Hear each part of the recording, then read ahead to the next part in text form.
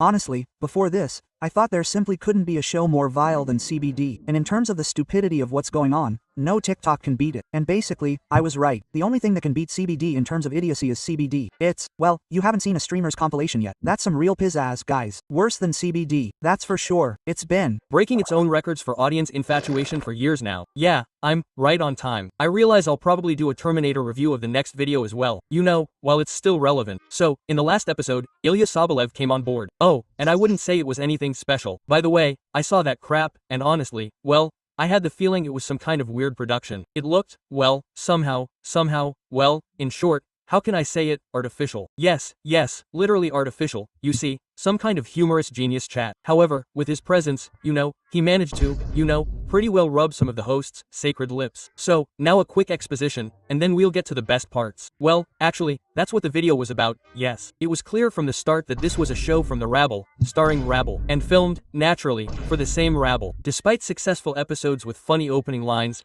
90% of the show is bland, repetitive crap, where every guest simply gets screwed. And they don't push it like in a roast, you know, where the insults are genuinely humorous, there are some images, there's some kind of double-layered work, there's some kind of work done on the material, yes. No, in CBD it's what's called improvisation, which is easy to replace. Well, yes, it's literally like in school, when you come, you're like, hey, loser, you'll suck, quote. Well, that's about the level. Basically, they've been talking about this since the very beginning of CBD, so to speak. Yeah, but I'm not going to lie. And I even like the fact that some of the guests ate, well, in general, it's not that they're treated badly, they just act too arrogantly. But sometimes I didn't understand why the FCK they didn't fully understand. For example, Martyrasian comes in, they're like, well, and they just sit there and are like, how can I make a joke that won't get me fired? Well, that's the kind of vibes, frankly. The question arises, why invite such guests if, well, you're obviously, well, afraid to joke about them? It's the same with Kazbek, for example. It's the same with Smirnia Emelianenko. I honestly didn't get it. I didn't get it. It's just a simple school joke. You yourself will then be held accountable for it. It can be funny, no arguments, but often it devolves into banal insults. Of course, they have a normal program. Look at. And what are they afraid of Kazbek? Well, specifically him, they may not be afraid. They're afraid because he has a lot of friends from the UFC and a lot of friends in general who can deal with you with something unnecessary. For example, how will a guy like Vassman react to jokes about excreting poop? Even though it looks cringeworthy, but, you know, it still makes you smirk because of the fact itself, the clash of these two worlds. Like this world without women and the world of. Well, by the way, they won. Nothing new there. I won't hide that it was also nice to watch episodes with guests like Miami, where the guest is even more arrogant than the hosts themselves. And, accordingly, to watch how the egos of such wonderwaffs tap. This is what requests are made for. There, great. When they beat you 5, you will lie on the ground in blood. Hey, tell them that. Okay, guys, it's all a joke. You just didn't get it, guys.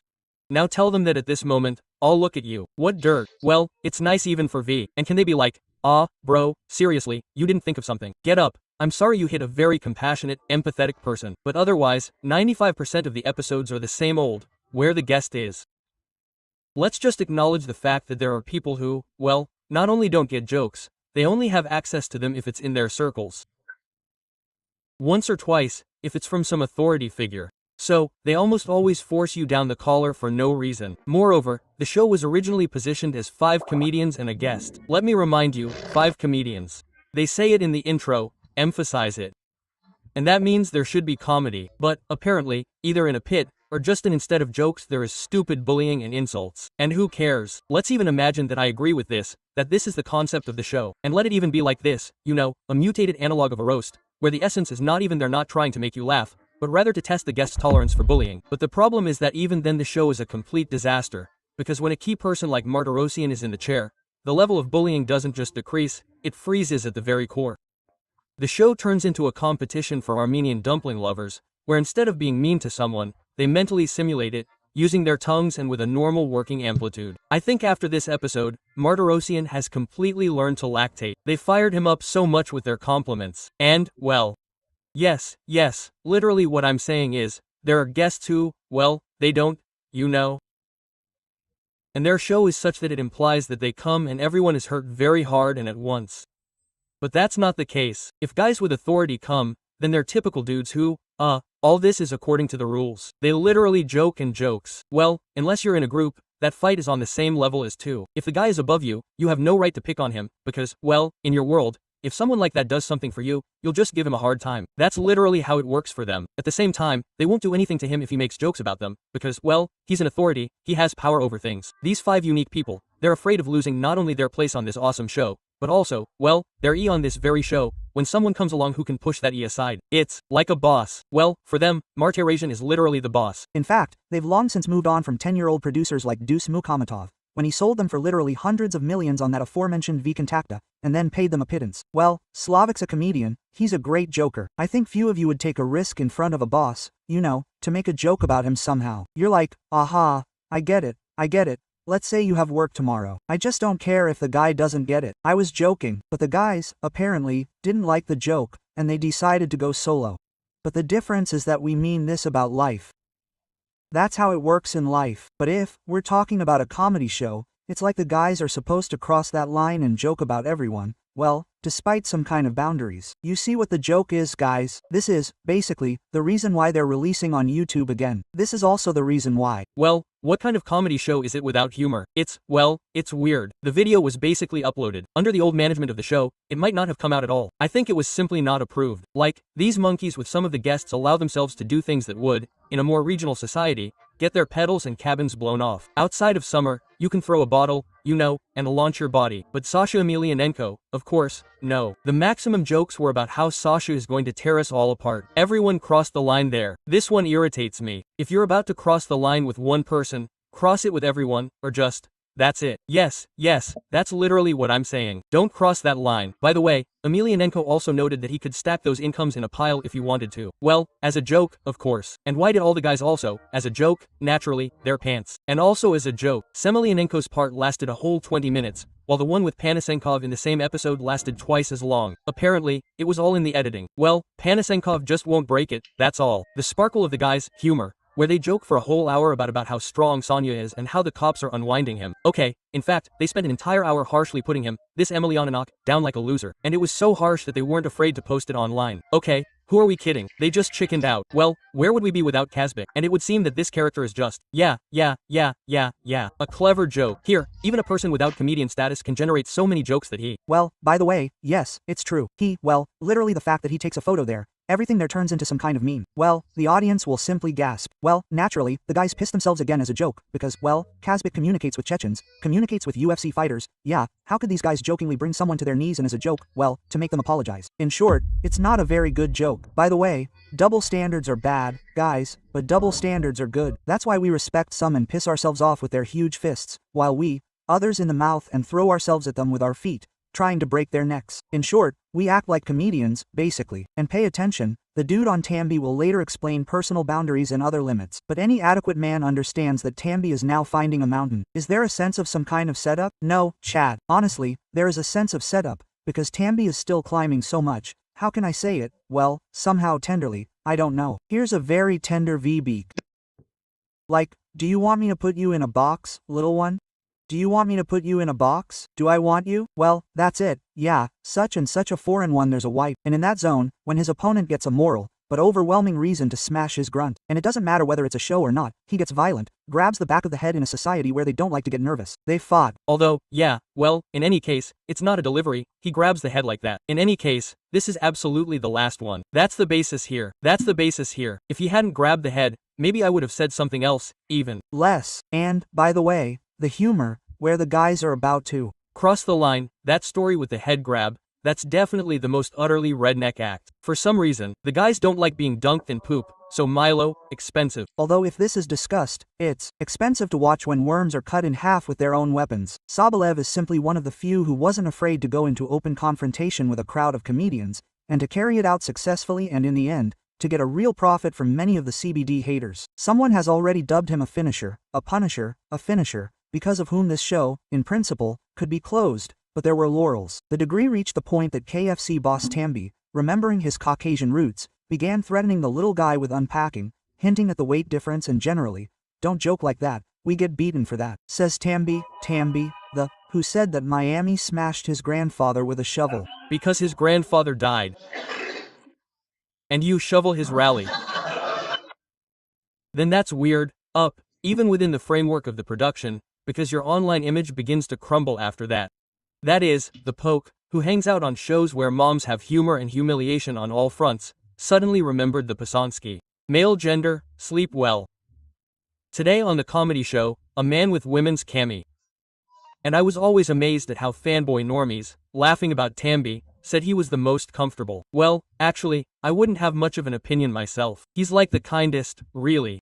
Yeah, sometimes his humor was based on the movie going toothless dick, but when the Alim weren't coming, he'd say finish off your grandfather with a shovel. Bah. Yeah, but everyone does that. At least he does it less often. So of all of them, he really is the most comfortable. Azza, there's a theory that Tambi really was a real bomb before, despite his roots. You know, the guys on podcasts, who are, among other things, UFC fighters, kindly poured some testosterone into him. And, apparently, the dispersal for the family of Niskoy Belya influenced the uncle, and he decided to stand his ground. Well, not for long though. Knees aren't made of iron, you know. There's also an opinion that Tambi didn't get burned because someone made fun of him, but because a few years ago there was a rumor online that Tambi and Rustam were open lovers of, well, eating.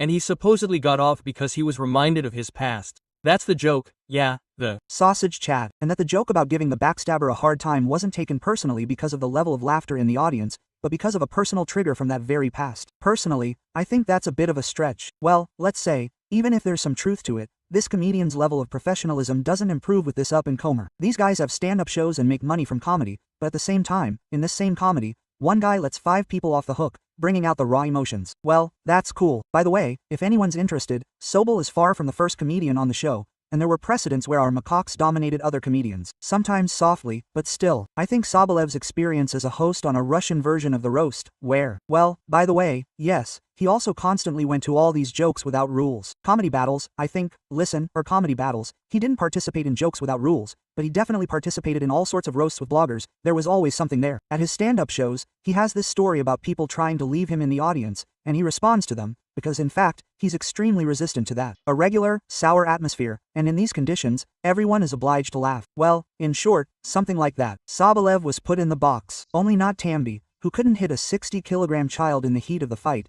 and already Jack Keachin, who picked up a Lyushka from under the seat. And while Tambi was offended because he didn't want to get it in his mouth, which is a shame considering his craving for fatty and meaty food, Nerlanchik was offended first because he said that Kazakhs don't ride horses, but dogs. That's funny, by the way. And secondly, because he dared to make fun of Beshbarmak with Durov. No way. Anyway, nursing a grudge, Nerlanchik kept wanting to end the episode, begging Sobel to tell the story. Apparently, it was the last minute, and everyone was pretty fed up. But Ilyushka, and he's really up with these hosting efforts. First, he pulled off some act with disguises, which, by the way, isn't funny at all, and then he suggested roasting Nerlin, roast style. Incidentally, that's when he threw him in the box. The guest, by the way, he pressed the participants and forced them to play by his rules, and everyone roasted the host on. Leah, was Nerlin offended too? They were laughing at his leaky E. Well, anyway, and they parted ways. Although, I have to point out how much Nerlin was a mock in this episode, because it's somehow difficult to even explain it in words. You just have to see it. He regularly touches the guest, yes. He almost drinks something from him with his sweeping hands.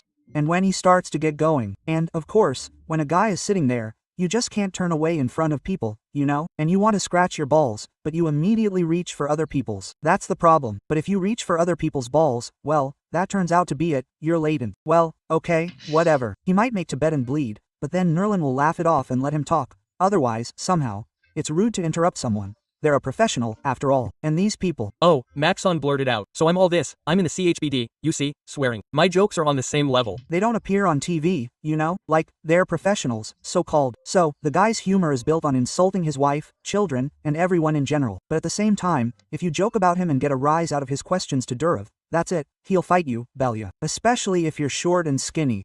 If you're also disabled, he'll fight you to death. No, basically, the episode is truly a masterpiece. I admit I'm not a fan of Sobolev's work, but after this episode, I respected him. Despite the attempts of these two Bobaks to shut him up and humiliate him by feeding the crowd, Sobolev, a lover of toilet crumbs, fought back masterfully and thus set his own ass on fire. To the most comfortable and arrogant of those present, for which, I repeat, I get a like. Well, like, how does it look from the outside? Here sit 5 people, on their guests for years under the pretext of a show concept with arrogant idiots. And then a stand-up comedian like the same comes along and just gets them all emotional.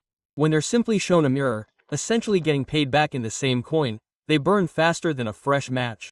One didn't like that they made a funny joke about him, but stuffed his cheeks.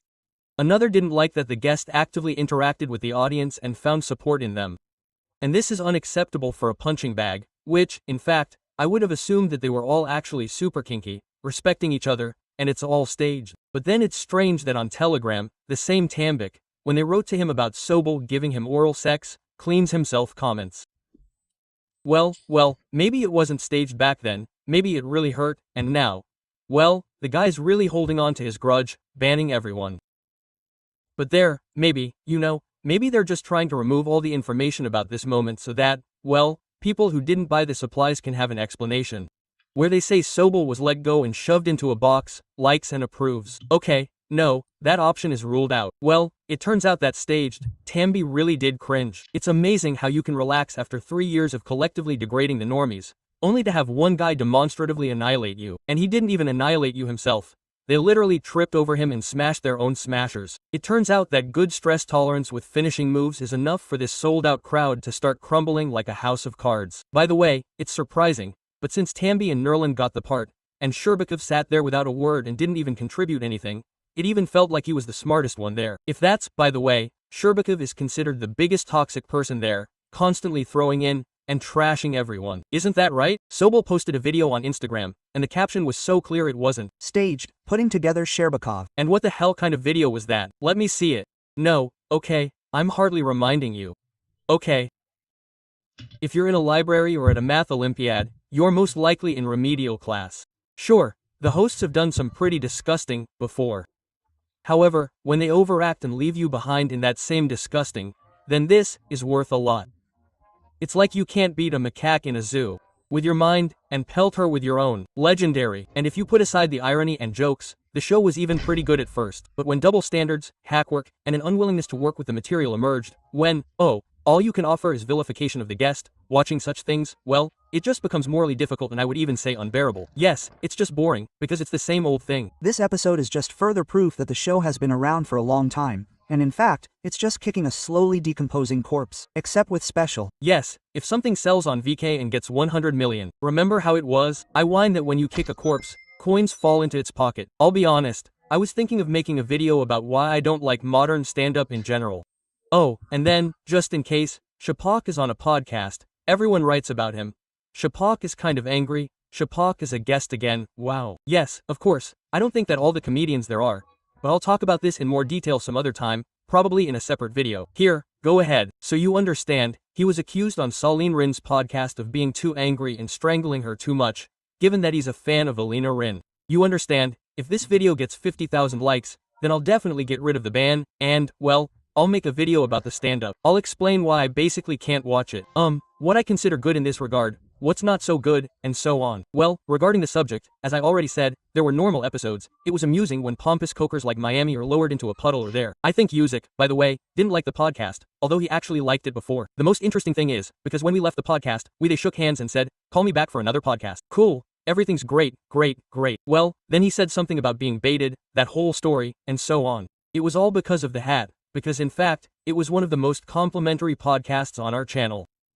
If not the most, it was just, well, super kind, so you understand. But only because Shapka was there, Yuzi formed this opinion. There, like they're canceling the Instagram girl and her boyfriend, or they're onto Tommy. The hat adds aggression, you know? They're making fun of Ram. Well, it's banal, because the characters are repulsive, they kind of evoke antipathy. Therefore, everything that happens to them on this show seems deserved. But otherwise, in this 99% of repulsive characters, the hosts have long been the ones, and the only thing that can bring pleasure while watching this madness is when they're getting their faces dunked in dirt. No, seriously, I don't understand how this show still gets so many views, even if it's not funny. The fact that it has 100 million views on VK after the first episode is beyond question. I personally, watched this 99 million times, tried rebooting the servers to make them burn like crazy, but it didn't work. I just regressed to the level of staff for nothing. Anyway, guys, thanks for watching. Yeah, well, basically, after this video, I went to CBD.